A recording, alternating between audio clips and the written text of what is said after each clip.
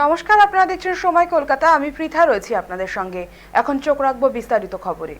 রাজ্যের উন্নয়নমূলক প্রকল্পগুলির কাজ দ্রুত শেষ করতে মঙ্গলবার গুরুত্বপূর্ণ বৈঠকে বসবেন মুখ্যমন্ত্রী মমতা বন্দ্যোপাধ্যায়। প্রতিটি দফতরকে আগেই জানানো হয়েছিল চলতি বছরে কোনো প্রকল্পে কতটা কাজ এগিয়েছে, কোথায় ঘাটতি রয়েছে তার পূর্ণাঙ্গ রিপোর্ট জমা দিতে। সেই রিপোর্টই দেখা হবে মঙ্গলবারের বৈঠকে। এদিকে সোমবার জেলা শাসক, মহকুমা শাসক ও বিডিওদের সঙ্গে ভিডিও কনফারেন্স বৈঠক চলাকালীন হঠাৎ যোগ দেন মুখ্যমন্ত্রী। এসআইআর প্রক্রিয়ার কারণে অন্য উন্নয়নমূলক কাজ যাতে ক্ষতিগ্রস্ত না হয় তার জন্য তিনি স্পষ্ট নির্দেশ দেন। পাশাপাশি নির্বাচন কমিশনের চাপ নিয়ে ভয় না পাওয়ার বার্তাও দেন প্রশাসনিক কর্মকর্তাদের। সূত্রের খবর, এসআইআর তদারকিতে কমিশনের পর্যবেক্ষকরা বিভিন্ন জেলায় পৌঁছে নানা বিষয়ে অফিসারদের সঙ্গে যোগাযোগ করছেন, যার অনেকটাই আবার কাজের সময়ের বাইরে।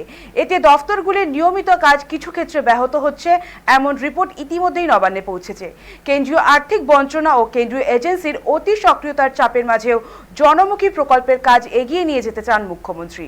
বাজেটে বরাদ্দ টাকার কতটা খরচ হয়েছে, কোন কাজ হয়নি এবং কেন হয়নি, সবই খতিয়ে দেখা হবে। এসআইআর নিয়ে আইন শৃঙ্খলার সমস্যা এড়াতে বিশেষ নজর রাখতে নির্দেশ পেয়েছেন আধিকারিকরা। একই সঙ্গে অনলাইনে জাতি শংসাপত্র সহ বিভিন্ন আবেদনের প্রক্রিয়া আরও সহজ করতে বাংলা সহায়তা কেন্দ্রগুলির ব্যবস্থাও পর্যালোচনা করা হবে। ৩ ও ৪ ডিসেম্বর মালদহ ও মুর্শিদাবাদের রাজনৈতিক সভা রয়েছে মুখ্যমন্ত্রীর। উন্নয়ন ও রাজনৈতিক লড়াই দুটোকে সমান্তরালে এগিয়ে নিয়ে যেতে চাইছে রাজ্য সরকার।